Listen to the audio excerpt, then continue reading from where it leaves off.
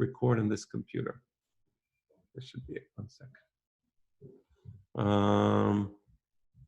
Okay, yes, recording. Okay, that's number one. Now going back to the share screen. All right, so you see you'll see the shared screen. Yehoshua ben Pirqe ben Ittai ha'arbeli. Okay, this is the Mishnah right here. That's the Mishnah that we're going to be studying. Tonight, and we're now in the third generation of the Hakhamim of the Mishnah. Right? We had Shimon HaTzadik.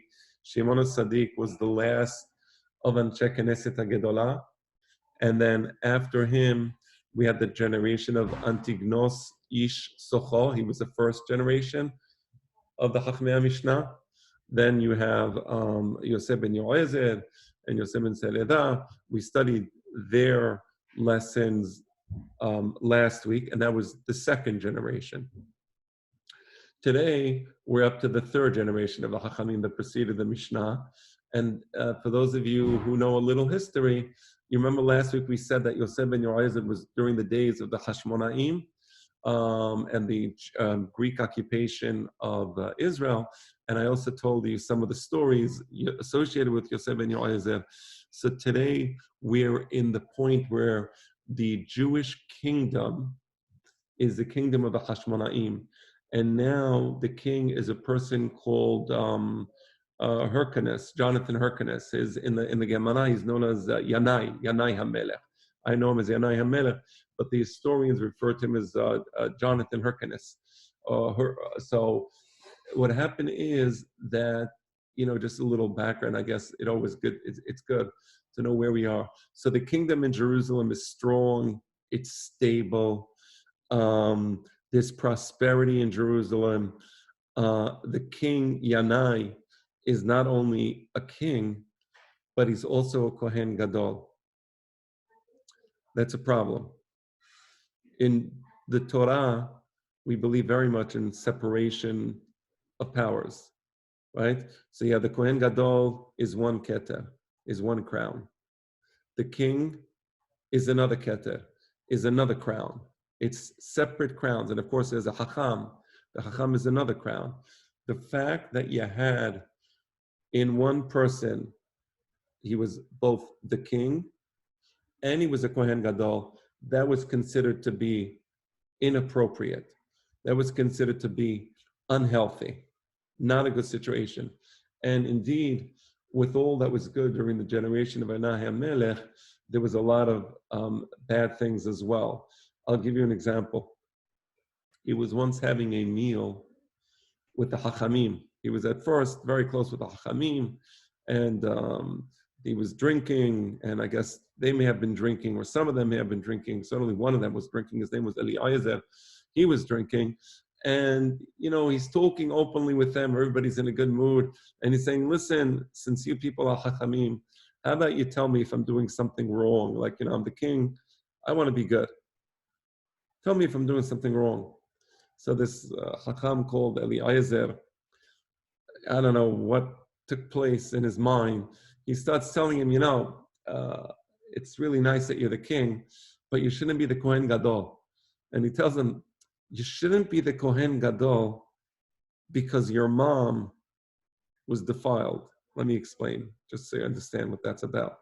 It's true that during the Greek occupation of Judea, his mom was actually imprisoned in a castle. There was a siege around the castle, and it's not clear what happened. Now, if his mom would have been defiled, then as a result, her children would be considered inappropriate for the kehuna. They would be considered halalim, right? So what this rabbi was suggesting, is you shouldn't be a Kohen Gadol. He was suggesting, I'd like to say in a diplomatic way, but it wasn't particularly diplomatic, was it? So he says your mom was defiled and you shouldn't be the Kohen Gadol anymore. So the king heard this. He was shocked. Now the other rabbis, the other Hakhamim, they kept their mouths shut.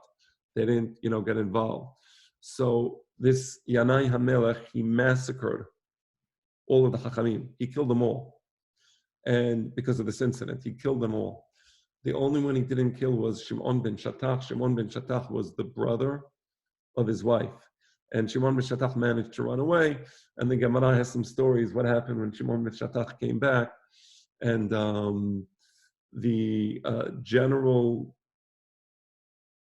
result was that this king, Yanai HaMelech, was against the Hakhamim, and he actively supported the people who were anti-Torah Shebe'al Peh, who were anti-Hakhamim, who were against the Hakhamim. And he promoted that particular ideology, anti-Hakhamim, anti the Torah Shebe'al Peh that the Hakhamim had. And in many ways, the Mishnayot that we're going to be dealing with today, or in some ways, they are a reaction to this historical background. So I'm giving you some of this background so that you understand a little better what this Mishnah is about. All right? So that's the background of being pursued, of killing, of just in a nutshell. Can you repeat your question? I didn't hear it well. Sorry, you said you're giving the historical background of these Mishnayot. Could you just, I'm sorry to ask you, can you just summarize the points? What, that the Chachamim were being pursued, that they were killed? What's the... Yes. So the main point, because of this, history of, Yanai opposing the Hakhamim as he did, he promoted the alternative, which was a, culture of people who were opposed to the Hakhamim and who were more predisposed to, Greek culture, Greek thinking, were a little more involved in forming relationships with the Greek aristocrats. So there was that tension. And there was animosity against the Hakhamim. And you'll see that the first thing that Yehoshua ben Pirqe says, and that's what we're going to read now, Yehoshua ben Pirqe, the first thing he says is Aseh lecharav. So you see the connection there? You see the connection? So let me explain it now. Wow. You understand? Starting to. Yes, okay. So now I'm going to read to you the Mishnah itself. The Mishnah says this. So Yehoshua ben Pirqe, v'nitai ha'arbeli, just one second. Kibelu mehem. So they were the students. They were the third generation of Hakhamim. They received the Torah from the second generation. And here's what each one of them said. Let's start with Yehoshua ben Pirqe. There's a terrible story in the Midrash that Yehoshua ben Pirqe was going with somebody. They were traveling from place to place, and Yehoshua ben Pirqe was one of was with some of his pupils, and they went to an inn, and Yehoshua ben Pirqe commented, really beautiful. He was talking about the inn, what a beautiful inn, and the student thought he was talking about the innkeeper, how beautiful she was. And when Yehoshua ben Pirqe heard this, he took the student and he put him in harem in the presence of 300 Sifrei Torah and 300 Hakhamim. Do you know what the name of the student was? Anybody want to guess? Wait. Yeshu? Yes. Okay. Correct. Okay. So I had to tell you that story. I said it there. Now let's get back to the Mishnah. So Yehoshua ben Pirqe Omer, Aseh lecha Rav. He says as follows: you must make for yourself a Hacham, a teacher, meaning you must have one teacher, and this teacher will be the foundation upon which you build your knowledge. Okay? Aseh lecha Rav. I'm going to explain that a little more deeply. I just want to finish the Mishnah. I'm going to read it once, as I always do. I'm going to explain to you the superficial level, and then I will go to it more deeply. So the first thing he says is, Aseh lecha Rav. Make yourself a single teacher. Okay. Number two, And you must buy for yourself or acquire for yourself a friend. So you must make yourself a teacher and you must acquire a friend. And finally, his third and last statement, Vehave dan et kol ha'adam lechav zechut. Always give every individual the benefit of the doubt. When you look at a person and you think he might be doing something wrong, and you can interpret whatever action he's doing in a positive way, interpret it in a positive way. Okay.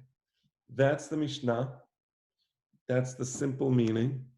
And now I want to take you a little more deeply into the meaning of the Mishnah. Let's start with Asele Charav. Okay, this is important. There's a Yerushalmi that says as follows: Kol Torah she'en laha ab ena Torah. Any Torah that doesn't have a father is actually not Torah. Torah must have a father. Let me explain this. There are certain types of knowledge that you can acquire from a textbook. For example, I can open up a book on algebra. And if the book is well written, I can understand the book, I can read it, and I can learn algebra all by myself. But the Torah is not like algebra. In order to properly understand the Torah, you must study Torah from someone who is part, and how do I put this, is a continuation of the Masoret, of the tradition of Am Yisrael. Let me take you to an extreme example, and from the extreme example, you will understand what the proper way is. Let's say I went to Columbia University, I studied there, I took various courses, I learned calculus, I learned history, and I also took a course in Judaism, and specifically in biblical studies. Now, the teacher had a particular approach to studying the text of the Bible.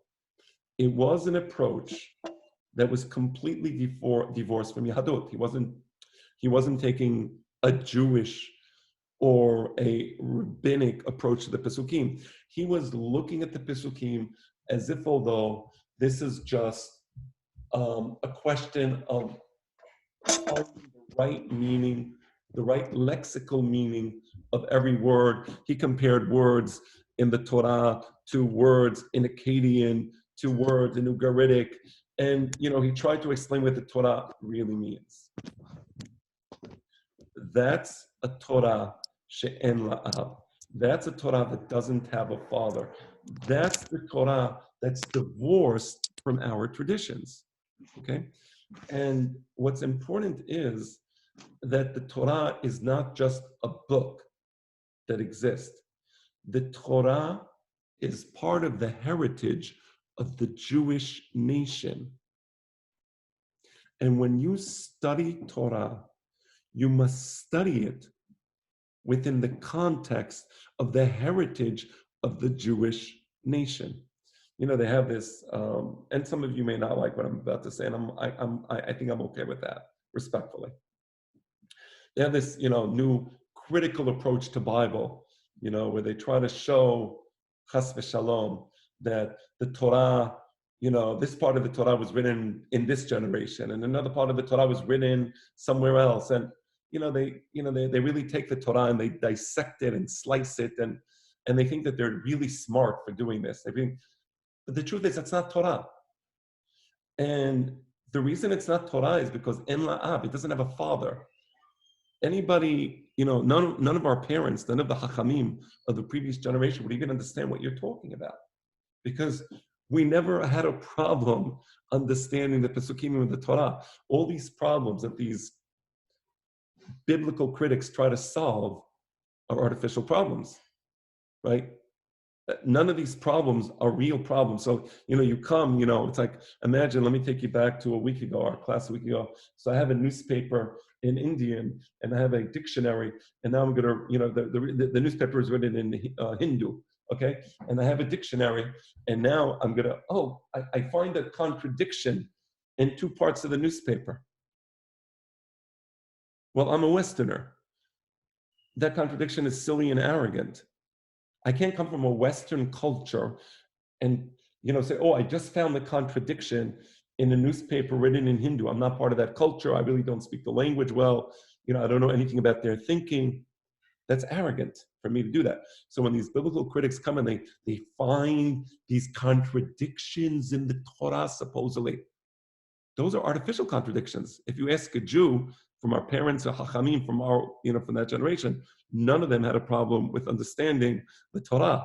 So, you create these contradictions and then you dissect the Torah based upon those contradictions. That's an example of Torah she'en la av. And the reason the Hakhamim say it's important, aseh lecha rav, is the Torah is not a book of algebra. It's part of our heritage, and you must study the Torah within the context of that heritage. And for that, yes, you need a teacher. You can't do it without a teacher. And the teacher is not necessarily going to be a professor. It could be a professor. There are many great professors in Eretz Yisrael, and I'm sure in America also. I'm not saying, but the point is, it has to be someone who's part of the tradition of Am Yisrael. That's the meaning of Aseh Lecha Rav. That's the first thing I wanted to say. I'm going to allow you to ask questions now. Oh, actually, I see there might be a question on the chat. Let me just take a look. Well, okay, let me read the question, and then let me answer the question. Weren't the Hakhamim themselves also viewed as being incompetent, like the story of Kamsa bar Kamsa, which is much later, right? The story of Kamsa bar Kamsa happened in the days of the Romans, and weren't and my answer is, they made a mistake. Yes, the Hakhamim made mistakes, absolutely. But I'm not sure what's the point. Can you explain what you mean by that question? I was just coming from a place because you were talking about how the people disdained rabbis. I was wondering if this was simultaneous with the fact that the rabbis themselves are maybe not inspiring enough for the people to be looking at them anymore. Maybe they were corrupt in their own way. But like you said, it was much later. I figured there was some overlap, like Greco-Roman. But you're telling me I'm 100 years off, so. First of all, it's an interesting question. I think the disdain for the Hakhamim was more because there was that tension between the Greek culture, and the aristocratic approach on the one hand, and the Hakhamim who they opposed. If you don't mind, please, thank you very much. The Hakhamim who opposed things like Yanai being both the priest and the king. Right. So I don't know if it would be fair to make that statement. Okay. But that's an interesting question. You know what? Let's leave it b'sarich iyun. Let's leave it b'sarich iyun and leave it at that.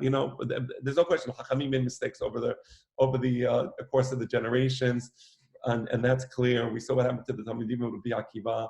We saw what happened in the days of a little more modern Shabbatai Sevi. We made a lot of mistakes. Even the Hashmonaim themselves were like corrupt Kohanim, were they not? Absolutely. Right. The latter generations, it was terrible. It was simply terrible. Yeah. Right. Anybody who knows the history and what happened, it was simply abhorrent. Yeah. But I think, I don't want to say that it was a Hakhamim. I want to be careful because it has to be analyzed. I think the Hakhamim made some mistakes, but I don't think it would be fair to attribute those mistakes to what happened in this specific instance. Okay. That's what I said, but it's an interesting question. As when I say Sarich Iyun, I mean I need to give it a good answer, and that would be a separate class. And we can't just say it like al-regel achat, as they say. Any other Okay. questions, please? Yes. About this Mishnah itself, you're reading Aseh Lecharav specifically that somebody needs a Rav in terms of their Torah education, but the Mishnah itself isn't saying that. And we know that the word Rav doesn't necessarily mean teacher. It could also mean a master. Over here, it sounds like more in life, that we should all live life within constraints or with a discipline, and that we shouldn't just be a slave to our own minds and our own selves, but we should always, seek out someone else to help guide us or some sort of objective perspective as well. Right. So let me tell you something interesting. There's a book called Abot de Rabbi Natan. Abot de Rabbi Natan is a book that is parallel to Pirqe Abot. And what Abot de Rabbi Natan does is he takes many of the Mishnayot that we have in the Pirqe Abot, and it elaborates upon them just a bit so that we know what it's talking about. Right? So Abot de Rabbi Natan, it addresses actually this Mishnah. Let me tell you what Abot de Rabbi Natan says about this Mishnah, and you'll see. And again, this comes back to the difference between giving a lexical meaning and giving a meaning. Again, the person reading the newspaper, we need to read the newspaper through the eyes of the Hakhamim who wrote these words, right? And I know you understand that. Obviously, I totally get that. So I'm going to read to you what the Hakhamim said about, and the Hakhamim, the Tanaim, right? Same group of Hakhamim, not later. So Aseh Lecharav Kesav, Melamed she'aseh lo et rabo keva, ve'yilmad mimenu. You should have a fixed Hacham who teaches you Mikra. Mikra means the Chumash. Mishnah means, of course, the Mishnayot. Midrash, the Midrashim. Halachot ve'agadot. By the way, why doesn't it say Gemara? It wasn't written yet. It wasn't written yet, exactly. Okay? Wow. It wasn't written yet. So they don't talk about studying Gemara. And let me read to you a little more what the Abot de Rabbi Natan says, just to dispel any other possible interpretation to this. He's going to teach him the Torah Shevichtav. He's going to teach him the Chumash. Once he knows the Chumash well, and he uses Hacham, and he understands the methodology of this Hacham, and now he has to study Mishnayot, he's going to use the same methodology. And it's going to be easy for him to learn. He's going to succeed in his learning. Eventually, the way he does exegesis of the pasuk, the derashot of the pesukim will be consistent with the halachot that he derives from the pesukim, etc., etc. So you see that the idea here is talking about a teacher in Torah. Now, you may be right that let's say if I was studying philosophy, lehavdil min kodesh lechol, it wouldn't be good to study with Aristotle and Plato at the same time because they had two divergent schools of philosophy. I suppose we can extrapolate, and say that. But here they're talking specifically about Torah.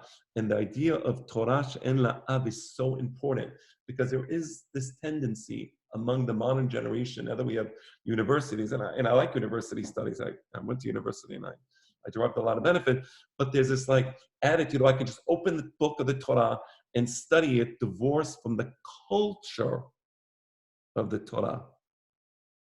Great point. And divorced from the teachers of the Torah.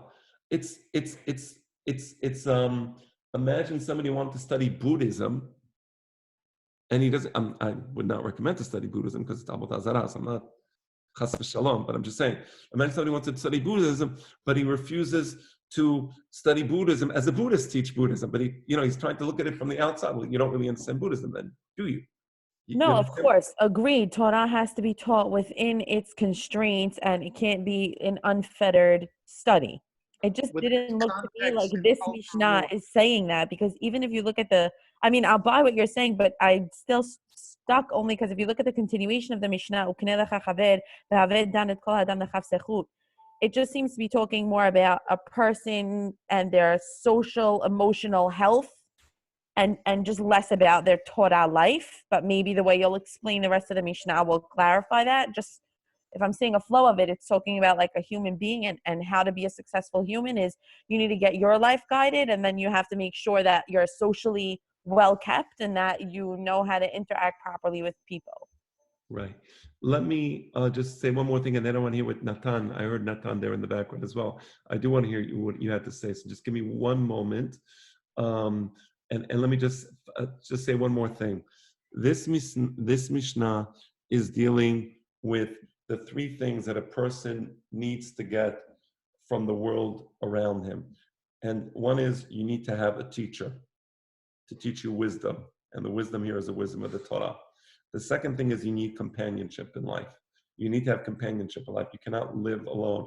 You know, one of the things that this quarantine, I guess, may have taught us is how happy we are when we see people that, you know, we take for granted. It's only we see them and we're like, we're happy, right? Companionship. And the third thing is how we should view society in general. Those are the 3 points of this Mishnah. So they're all intertwined in the sense that, you know, you're a member of a society. That society can give you wisdom. So find a wise man, find a Hacham to give you wisdom. That society can give you companionship. Find that friend. Find that friend. And finally, how do I view society as a whole? And that'll be the end of the Mishnah. So that's how it all ties together. Natan. Beautiful. First of all, that's a great recap. So I have 2 things I want to say. One is this Kol Torah she'en la'av en la Torah. What is the source again? I'm sorry. That's in the Yerushalmi. Give me a moment. Hold on. Let me see if I can find that Yerushalmi. Just give me a moment. Where did I see it? I actually think. Wait. Yeah. No, it's brought. I see. Yeah. Abarbanel brings it. But he doesn't say where. He says Talmud HaMa'arav, which means, of course, Yerushalmi. Kol Torah she'en la'av en la Torah. Let me see if I can find it now. Give me a moment. I could just check here. Okay, I mean, I was just curious because I'd like to reference it and, you know, and remember it. It's a beautiful Mishnah. It is. What you want to call it. Let's see if I can find it this way. Maybe we'll see it. Yerushalmi Pesachim. Okay, there you go. Very nice. Wow. Kol Torah she'en la'av en la Torah. Wow. You see there? Yerushalmi Pesachim Lametet. Very special. So Beautiful. The other thing I wanted to say is that Doris said within the constraints, I'm not sure what that means, but what I thought you were saying was that we have to understand it within its context and its cultural milieu. I hate to use that word either, but you know, just to be more specific about how to learn Torah. I mean, we have to, you know, right. I want to elaborate a drop more on that. Just yeah, because you know, like if I'm studying the halacha, you know, I can't just open up the Gemara for the first time with no teacher and try to derive laws from the Gemara, right? So there's a whole way to study Gemara. We're a nation, we're a living nation. The same way I wouldn't open up the U.S. Constitution, right, and say, oh, according to the U.S. Constitution, this and this is the case. If I never went to law school and I don't understand how the Supreme Court understands the Constitution, how the leaders of America applied the Constitution, how things that tried to be applied as constitutional law were struck down, right? That's constitutional law, she'en la'av. Right? So the Torah has an Av. Now our Av goes all the way back down to Sinai, which is amazing, right? So we have an ancient Av dating back thousands of years, but a lot of times you have like these new approaches. People think they're like, you know, we have this new modern approach. Right. Mechila, I'm okay with modern approaches as long as it's a continuation, but not a revolution. If it's a revolution and it comes to do away with the previous way, no, I don't like that. If I may, you know, on a personal note, you know, and it's okay, we can all be personal, I guess. You know, one of the things I like about my father's teachings and writings is, on the one hand, he really brings contemporary, modern thinking into the Torah. There's no question about that. I mean, if you read his books, Right. you see the people he's quoting and the ideas he's discussing in his books, they're really modern ideas. But he never, ever goes against the traditions, ever. He always builds upon the traditions of Am Yisrael, and he tries to show how many of these modern ideas, they come to support those ancient traditions, and he tries to make that connection. So he's taking these ancient traditions, bringing them to a modern audience, right? But he doesn't go against them, chas v'shalom. It's not saying, we have a new way of studying, and it's like, of the Hakhamim, we're like, what are you talking about? Shuhada. Like, well, what biblical criticism? What do you mean? You understand? So that's the approach. So it's not to be stuck in the past, no. It's not to go against the past. Both extremes are no good, but rather use our intelligence and our wisdom to understand the ancient teachings at a new level, at a better level. Yes. Right? Well, you know what? In a contemporary level, because we're modern, this is what your father would say. We're modern people. We have a modern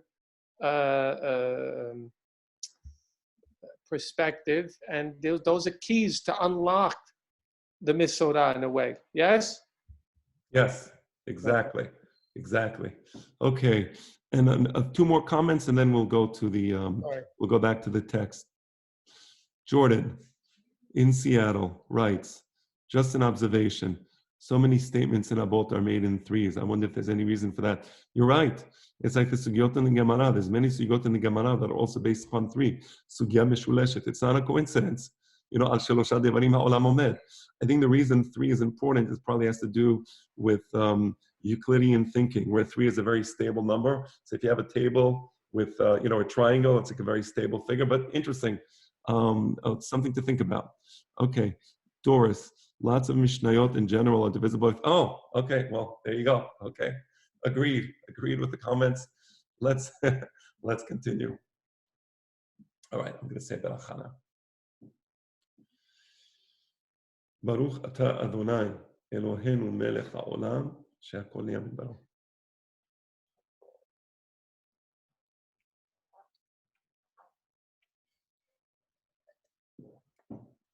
Okay. Let's continue in the Mishnah. We said Aseh Lecharav. Now we're going to deal with Ukne Lecha Haver. Ukne Lecha Haver. So Aseh Lecha, Aseh means take actions so that you have a teacher. It's not easy. It's not easy to be a student of a real teacher. So Aseh Lecharav. You understand what Aseh means? Take those actions. Make it. Shape yourself in the way that's necessary so that you can be worthy of being his student, right? And if you need to change yourself. Do what you need to do. Aseh lecharav. Okay. Let's go to the next one. Ukne lecha haver. Ukne lecha haver. I'm just going back here. Ukne lecha haver. Interesting. It says buy a friend. What does it mean to buy a friend? Right? So the Hakhamim say that yes, be the sucker. Be the guy who takes out the money and spends the money. If you found somebody worthy, if you found somebody good, and you see this is a person I want to be friends with, take out your wallet, spend money on him. Give him, meaning if he needs it, but the point is, don't be in a mode where, let me see how this goes. No. You found somebody, it actually works. Let me give you I'm a rabbi, but this is okay.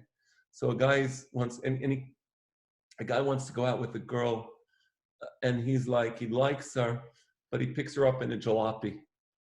And he comes to me, and he tells me what happened, and the girl's not going out with him again.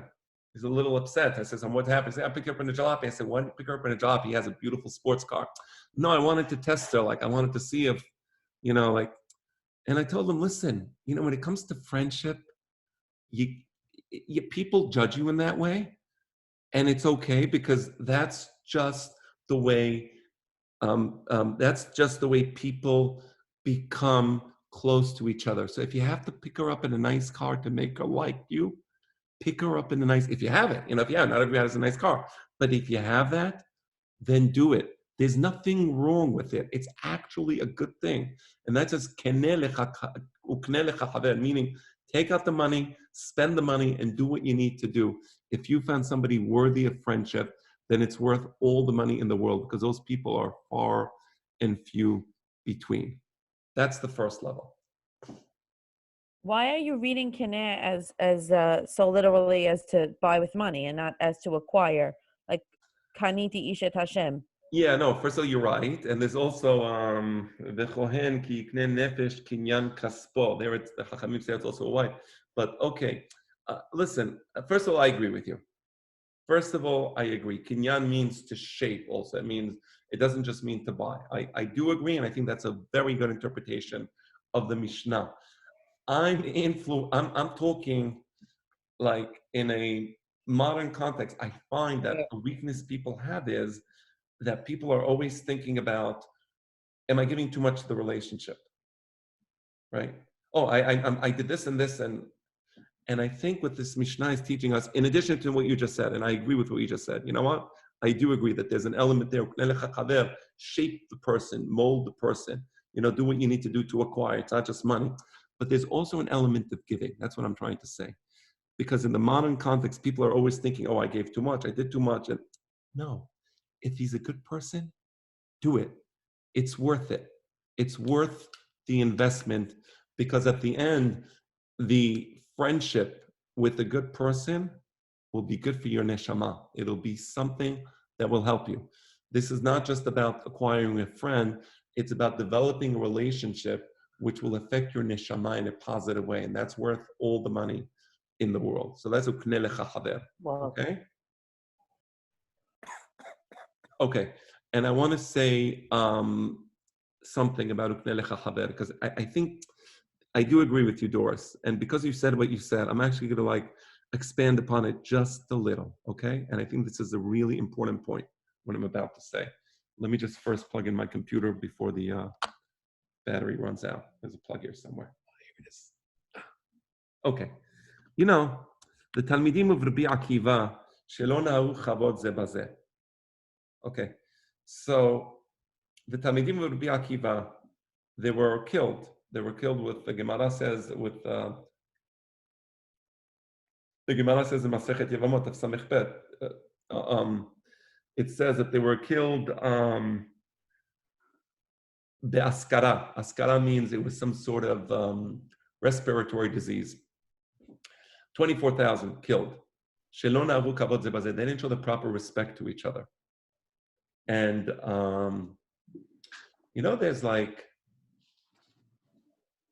there's a famous discussion taking place in the Bet Midrash. The next generation, after the Talmidim of Rabbi Akiva died, is between Rabbi Shimon bar Yochai, Rabbi Yosef bar Chalafta, Rabbi Yehuda bar Ilai. This is in Masechet Shabbat Daf Lamed Gimel. And in the famous discussion, Rabbi Yehuda bar Ilai is praising the Romans. He says, Kama na'im ma'asem shel umazot. They build us bridges, they build us roads, they build marketplaces, they build bathhouses. Rabbi Shimon Yochai is totally is there.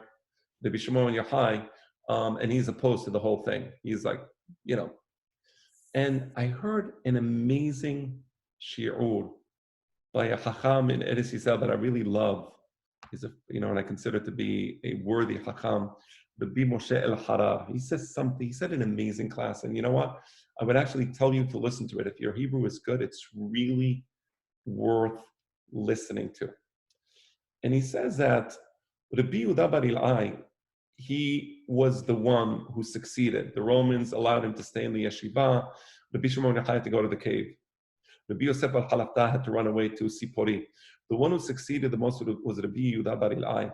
And one of the things that Rabbi Yehuda bar Ilai does and speaks about is how important it is to be careful how we speak to our fellow man. The idea of ona'at devarim, not to speak badly, not to disrespect people, not to throw a hurtful word. And we see that the Talmidim of Rabbi Akiva, they failed. And Rabbi Akiva, he had 24,000 Talmidim, and the Gemara says they had zugot. They were pairs of Talmidim, and it says that these pairs of Talmidim, they kind of paired up. And then there's another Gemara that says that once one of the Talmidim was sick and nobody visited him. So the Hakhamim asked, well, if nobody visited him, where was the, supposedly it was pairs, so it should have been his pair should have visited him. And he says, Shelo naharu kavod ze bazeh. They weren't really friends, right? So they used to study Torah together, right? And that was important for them, but there was no real fellowship, right? So the sick person was alone. Who comes to the sick person's house? Who do you think? Rabbi Akiva comes, and Rabbi Akiva is there in the story in the Gemara. He's cleaning the house. He's taking care of the sick student. Why weren't one of the other 23,999 students coming to visit him? Nobody came to visit him. Shelo naharu kavod ze bazeh. They didn't respect each other properly. And Rabbi Yehuda bar Ilai, in speaking favorably about the Romans, wasn't trying to praise the Romans. He was no fan of the Romans, not at all. Rather, he was trying to show people the following. If you want to find something good to say about somebody, you can always find something good to say about somebody. I'm going to even speak about the Romans. They destroyed the Beit HaMikdash. They massacred the Jews. Bar Kokhba revolution. This is already a thing of the past. And I'm going to find something good to say about them. They built bathhouses. They built roads. They built marketplaces. They did some good things. Rabbi Yehuda bar Ilai, this person who started developing the importance of respect, he's the one who halacha is like in the Gemara. There's a machloket to Rabbi Yehuda and Rabbi Shimon. Rabbi Yehuda bar Ilai on the one hand, Rabbi Shimon bar Yochai on the other hand. Generally speaking, the halacha is actually like Rabbi Yehuda bar Ilai. And I think this is connected with the idea that we're studying ukne lecha haber. There's a beautiful Gemara that says that sheker achen vehevel hayofi isha yirat Adonai hititalal. It's a Gemara in Masachet Sanhedrin daf kaf somewhere. I forget where exactly. And it says sheker achen vehevel hayofi. Sheker achen, that's the days of Moshe Rabbeinu and Yoshua ben Nun. Did they used to study Torah in those days? Yes, they studied Torah in those days. And yet there was something missing. The Hevel HaYofi, the Gemara says, that's in the days of Rabbi Akiva. Did they used to study Torah in those days? Yes, they studied Torah in those days, but there was something missing. It says, Isha Yirat Adonai Titalal. Who is that? That's in the days of Rabbi Yehuda bar Ilai, the same Rabbi Yehuda bar Ilai that I'm talking to you about. And the Gemara says something beautiful. It says, why? Because 6 people will be covered in one blanket and everybody was warm. What does that mean? So 6 people are covered in one blanket, everybody's warm. Like, what does that mean? Okay, so imagine there's 2 people and there's one blanket, and it's cold. It's cold. So what does everybody think? Everybody's saying, I'm cold. I know that I'm cold. So you start pulling the blanket from the other guy, right? Because you're cold. You feel it. You need the blanket, and you know it. Right? But what you don't know is that the other guy's also cold, and he also needs a blanket. So what happens? So, the whole time, one guy's pulling it to his side, the other guy's pulling it to his side, and nobody gets a good sleep, and nobody is warm because there's like this tension. And it says in the days of the Rabbi Yehuda bar Ilai, you'd have 6 people with one blanket, and everybody would be happy because everybody was thinking about, he's probably cold. Let me give him the blanket. So what's everybody doing? Everybody's trying to make sure that the person next to them is warm. They're giving them the blanket. So it's saying, the generation of Rabbi Yehuda bar Ilai, where people cared about each other and people loved each other. That's the generation where the Torah succeeded the most. That's the generation which was the most praiseworthy. So it says Asele Charav, and now you see the connection. Asele Charav means, yes, you should have a teacher, of course. And you should take Torah seriously. That's the most important thing, absolutely. Ukne lecha haver. But you have to have this fellowship. It can't all be cold, intellect. There has to be some warmth in your personality. You have to love the people around you. You have to care for the people around you. You see the connection between Asele Charab on the one hand, take the Torah seriously. That's the most important thing in your life. But don't become an intellectual zombie who doesn't care about the people around him. Because that intellectual zombie is the one who's going to always pull the blanket.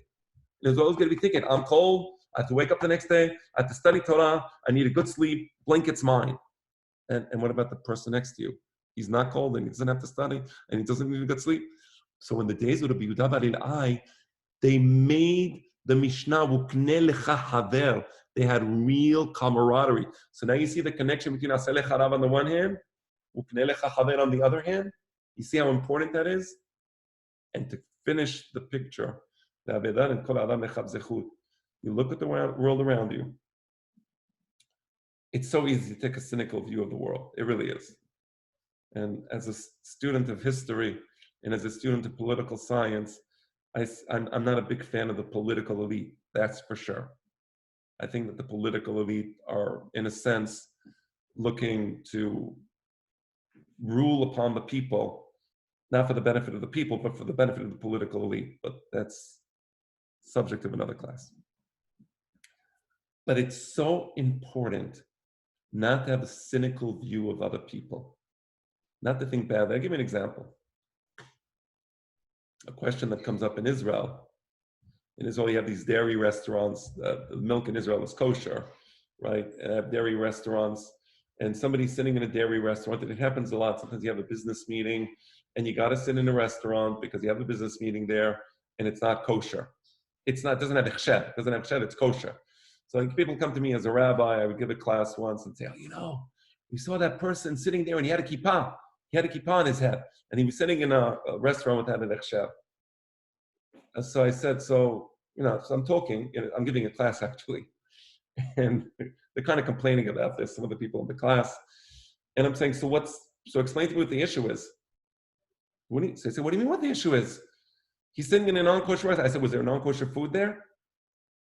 And he said, no, but it's a non-kosher restaurant. So I said, okay, so explain to me what the issue is. Say, yeah, because you can be sitting in a restaurant where they have non-kosher food also. I said, and your issue is what?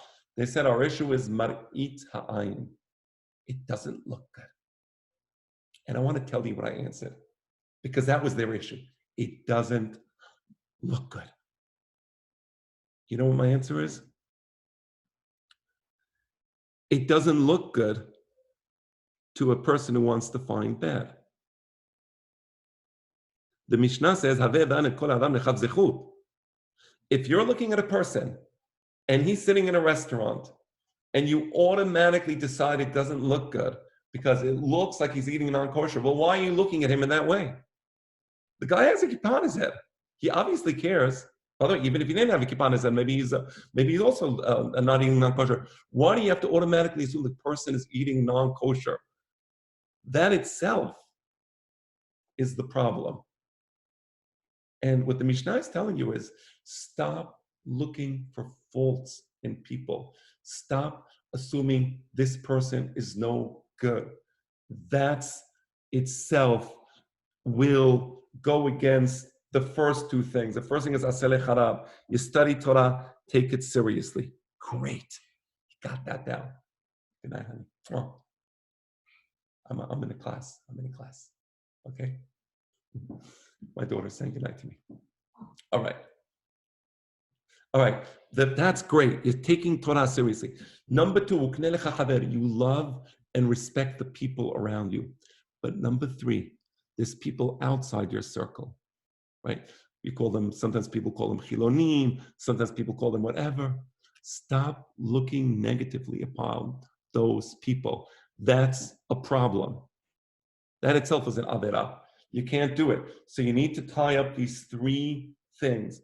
And I'll tell you, once they do this in Israel, like one of the things I love about the army in Israel, my son is in the army, as you know, and he's, God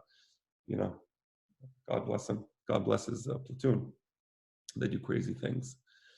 So one of the things I love is that it brings, the religious, the irreligious, from all, ethnicities, from all walks of life, and there's such love and camaraderie, and suddenly all this, it just becomes so natural, because they're all together and there's all love and fellowship, and suddenly you see other people and you understand other people and you learn about their backgrounds and why they think the way they do, and it just totally changes your perspective about things. Me as a father, I visited the platoon and I developed a certain sense of love for some of these people.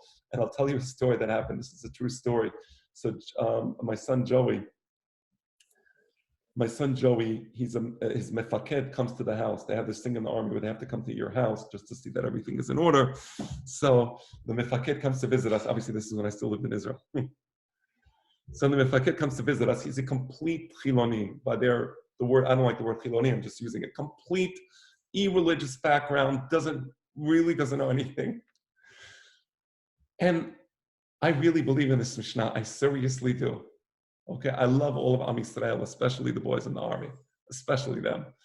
So he's in my house, and he's like, he wants to see. So he says, "Can I see Joey's room?" Like he wants to see that the room is good, and So I take him downstairs, and he sees Joey has in the room. He has like a boxing, boxing bag for martial arts, and he has all these Torah books there. He says, "Wow, this is like an interesting combination." He was intrigued. So I say, "You want to see something nicer?"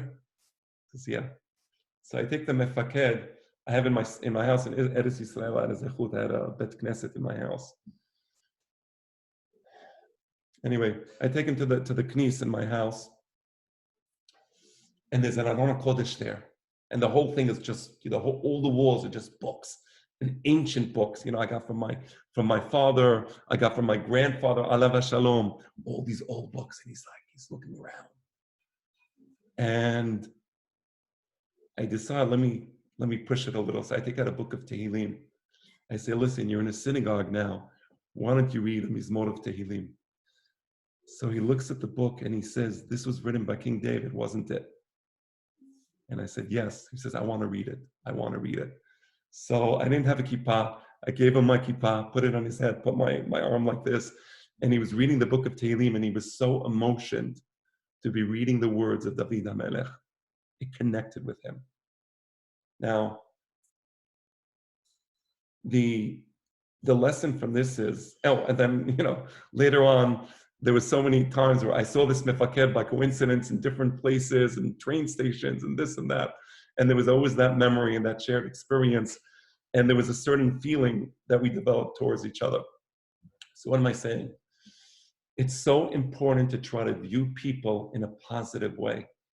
Because when you view people in a positive way, you discover something positive about that person. And I want to end with something that's written in Sha'ar HaPesukim. Sha'ar HaPesukim of the Ari.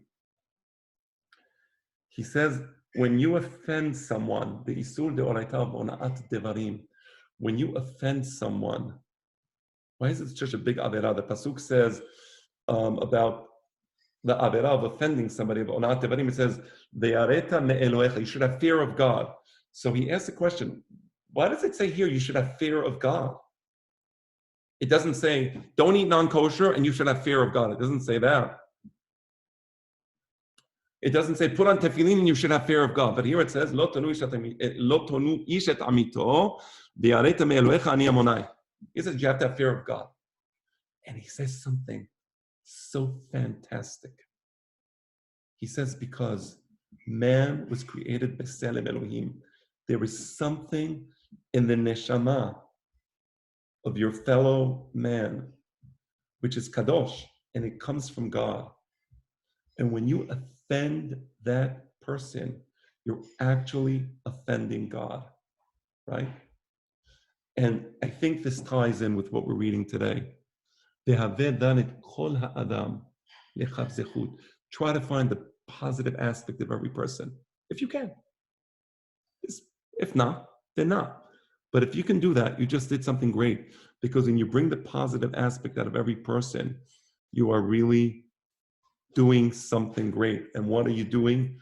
You're causing that positive aspect to become stronger, to become real, and you're helping that person become a better person. When you treat him like a better person, he will become a better person. So that's this Mishnah. I see that it's already 9:44, so we're kind of like coming towards the end. So another minute. Are there any questions about what we studied? No questions. Okay, so we did one Mishnah. Next week, please join us. I think next week we might jump, because I think next week is going to be the last class, so we might jump to the things that were created Ben Hashem Hashot, what God created Ben Hashem Hashot. You know, God created the first 6 days of creation. Then Friday evening at the end of the creation, there was 10 things that he created. I'm not 100% sure, it's not a promise, but I'm thinking of doing that for next week since it's the last week before Shavuot, but you'll see that. Okay? Thank Great. you very much. Thanks, Rabbi. Thank you, Rabbi. Sakavaruch. Beautiful work. Thank you, Rabbi. It's Very going good. so. All the best. Have a good night. Thank you.